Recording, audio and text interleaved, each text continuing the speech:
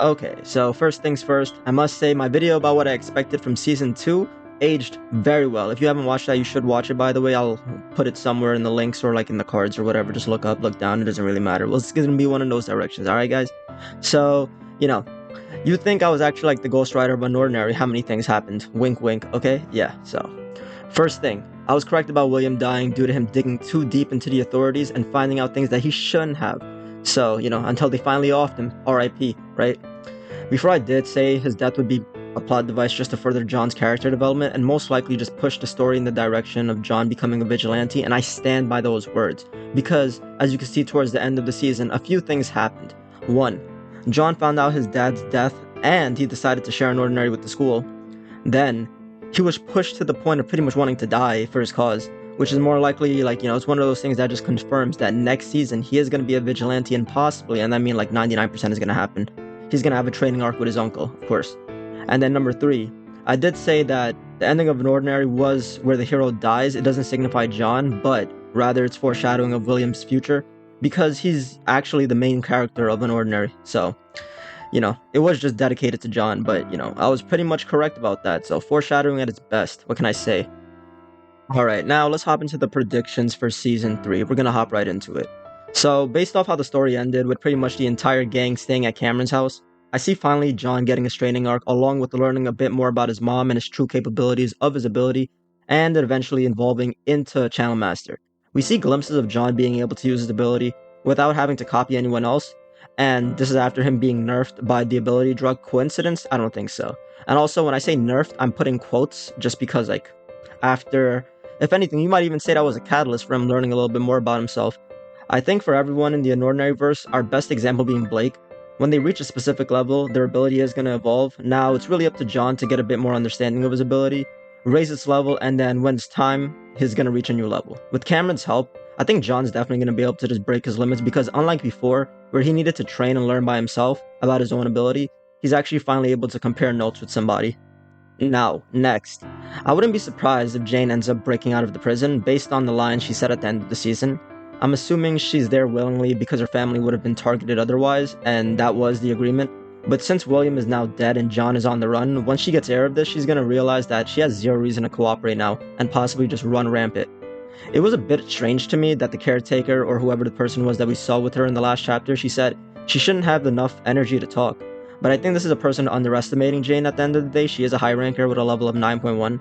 I'd almost compare it to Uncle Iroh's situation, where he played a sucker to catch a sucker when he was in prison, where he was acting like a fool, and then he just beat the living life out of that guy just to get out, and he was like, bro, he just ripped the freaking door off, bro, and he left by himself. We couldn't stop him. Jane's definitely just gonna realize things are strange when she no longer gets any information about, her family. So, yeah, I wouldn't be surprised, she just breaks out of jail. That's just foreshadowing it for me. Remembering that Vaughn and Keen both ended up escaping from the authorities and we haven't seen them again, I wouldn't be surprised if my past prediction of them creating an organization from the shadows come to be true. Because Vaughn will more likely, he's gonna hear about the news that's happening at the school, and I think this is gonna impact him enough to act as an antagonizing force against Ember/the authorities. At this point, since the entire group is already wanted, they'd definitely just be a cause for them to join forces. Getting Vaughn's backstory also just reinforces my thoughts. Someone like him would be a driving force for this war. He can't just be a free man after everything that's happened, and we've seen what happens when, you know too much. Personally, I think if Vaughn went to the authorities originally, he would have either been locked up or dead. Of course, he's strong enough to break away if he truly wants, but, the chances of injury are that much higher when he's literally in their territory. So, in the last episode, a lot happened. One of the things we saw was Arlo and Blake, they both got captured, and specifically Arlo, we saw that one of the authorities were working their magic on him and manipulating his memories. A possibility for the next season is Arlo, because his memories are screwed with, he's actually going to be on the authorities' side. It'll be up to Remy and the guys to get rid of his brainwashing, but at the same time, my guess is they can only manipulate recent memories, and older memories, specifically finding out that the cops were Ember, can't be changed, so they'll have to continue brainwashing him. I can already see us getting scenes of Arlo sleeping or whatever and seeing memories of what happened and not knowing how to react to what he's seeing. We also have to remember that Blake was also caught by the authorities. I think this can lead to a few things. They psychologically torture him, along with keeping him locked up. Maybe they manipulate his memories as well, and they use Arlo as an antagonistic force to further torture him, or lastly, they kill him. This one is a smaller possibility, but I will be touching on this a little bit later in this video, so you can wait for that. Now, this is not really a major plot point for everybody, but for the shippers out there, I know this is one of those bigger, exciting things. We've seen glimpses of John and Sarah this season, and I think next season, not sure if it's going to be the last one, but I'm pretty sure that the ship is going to sail. I think it's pretty obvious, to be honest. I feel like we've been seeing a lot more blushes and red faces just to signal this. Between those two, it just seems like a lot more intimacy has been happening between them whenever they meet up. Just thought it was fun to bring it up, so, this just reinforces my thoughts especially a bit more. Like, if season 3 is the last season, I think for sure the ship is going to sail, which I do think it's going to be, so, do with that what you will. Now that the school has been taken over, what's going to happen to the safe house and its members? Or rather, because the school is divided at this point, how's it all going to go? I honestly can't say we'll be getting much view of the school now that the story's pretty much moved outside of it, but I can say for certain we'll be getting glimpses of the school every now and then we're going to be seeing the transformation with the new headmaster and the rules. I can see there's more likely going to be reversion to how the school was when Ray was going there, but I can't say it's going to last for a long time because there's just going to be rising tensions and fighting going on. So if I remember correctly, there was a rule put into place where anybody who doesn't meet a specific standard, they are going to get just thrown out of the school. So if I'm being honest with you, because a lot of these people, they already read Unordinary, or they're just low on the hierarchy in general, I wouldn't be surprised if these guys try to go vigilante or try to seek out somebody like John or whatever, or do something else in their strength to try and help those guys out, because everybody's going to be like, yo, what happened to these guys? They're not here. They're all wanted. They're all going against the authorities. They're not going to just be like, okay, these guys are going against the authorities. Obviously, these kids are bad or something. They're going to be like, there's no way they just did this shit for no reason. So I'm just saying, I feel like this is definitely going to be one of those bigger sparks for something. So, just because the rules changed though, it doesn't mean too much. If the students know they're not strong enough to keep them, many of them are probably just going to accept their fate and rebel. If anything, I feel this is going to prompt a bigger uprising from the shadows. So, just the way the story ended off, a lot of the kids, they did read Unordinary. I'm not saying we're going to get more vigilantes 100%, but I do see a lot more support for it. And, as you can see, Unordinary is beginning to change, even in the slightest, and it's just all starting at Wellston. So this is a bit of a smaller prediction. I would say that we're finally going to be introduced to Seraphina's father. We've been hearing about him since the beginning of the story, and that he is a partner with Next Gen. So the possibility that he's going to be an antagonist, pretty high. I would say I can't make a very detailed prediction just because we don't have a lot of character information about him, but I wouldn't be surprised if somewhere down the line we get a fight between either Seraphina and Layla versus their dad, or it's going to be John versus their dad, because I don't know if Seraphina and his sister, they have the strength to not even strength, they don't have the emotional backbone to just fight and kill their father. But John, now that's a different story. So my next prediction has to do with characters that I think are going to convert sides, as if say they're with the authorities, I think they'll be switching sides, and for simplicity's sake, I'll be calling them the opposite side is going to be the vigilantes, and vice versa. So the first character that I see switching sides is going to be Cassandra. She's already digging, and eventually she's going to get too deep to the point of finding out the truth. This, and I think if my prediction about Arlo is correct, she's going to see this change, and eventually she's going to realize, okay, something isn't right.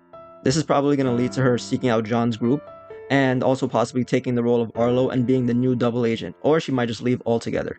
So the next character is going to be Zeke, and even though he's technically already on the authority side, I don't think he knows about the whole Ember thing, and I'm not even sure if that would change his mind. Zeke is obviously an opportunist and believes in the hierarchy, so it's not out of the question that he might just go deeper and become a part of Ember.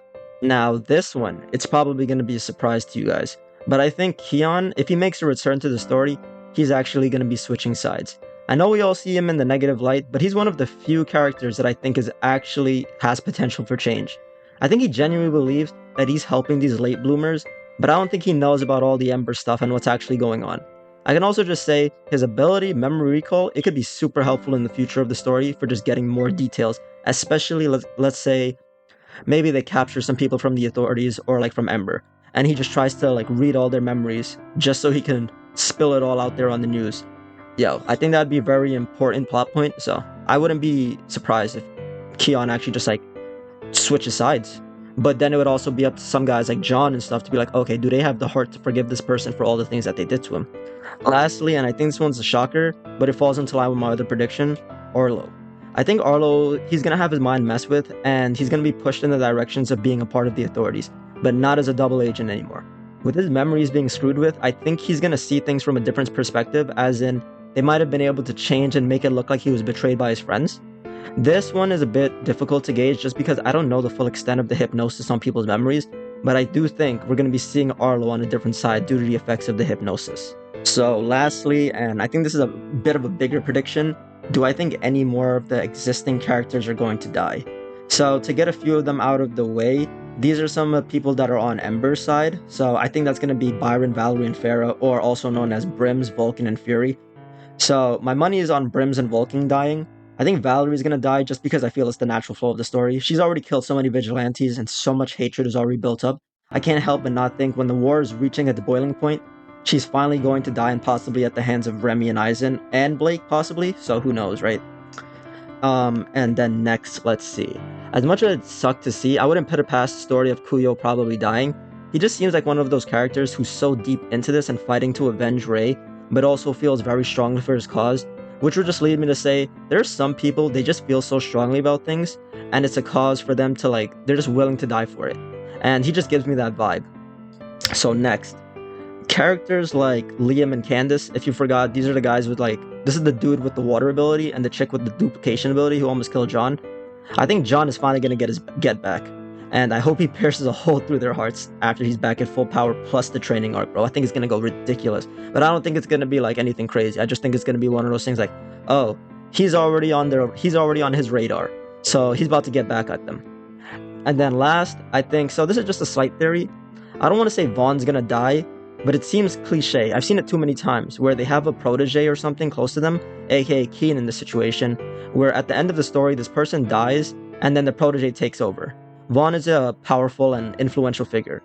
I think it'd be very impactful if he died, so I'm not sure if if he's gonna be one of the main cast of characters who's going to die, but he just feels like he's giving off death flags. So I wouldn't be 100% surprised. I've seen the cliche too many times where oh, in this case, Keen becomes the headmaster at the end of the story. La la. Okay. And now lastly, I think either Eisen or Blake is gonna die. Who do I think is more possible? I think it's gonna be Eisen. And so we've seen Eisen throughout the story. He's almost an opportunist. I would say he definitely is, but he's also someone who really values his safety. I think in the next season there's going to be some character development, and it's going to be shown because all of those times he's ran away, I feel like it's finally going to catch up to him, and that's going to be eating away at him, especially after he let Blake and Arlo both get caught. So, just seeing that, I wouldn't be surprised if bro just sacrifices himself and ends up dying. But at the same time, we have a character like Blake, and he's shown to be very hard-headed, and he just hates to lose. Someone who's always chasing after something. But he's also like Kuyo.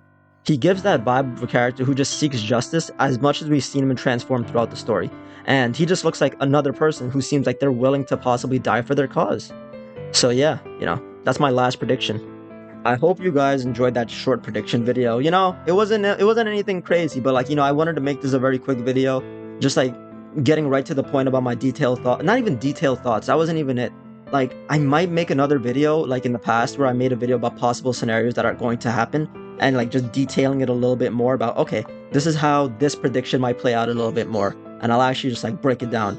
But if you guys want to see something like that, let me know in the comment section below, where it's oh yeah, we heard one of these predictions and they sounded really interesting, so we just like to see you break it down a little bit more and see how it actually plays out in the story. Other than that, I hope you guys enjoyed this video. Talk to y'all next time. Peace.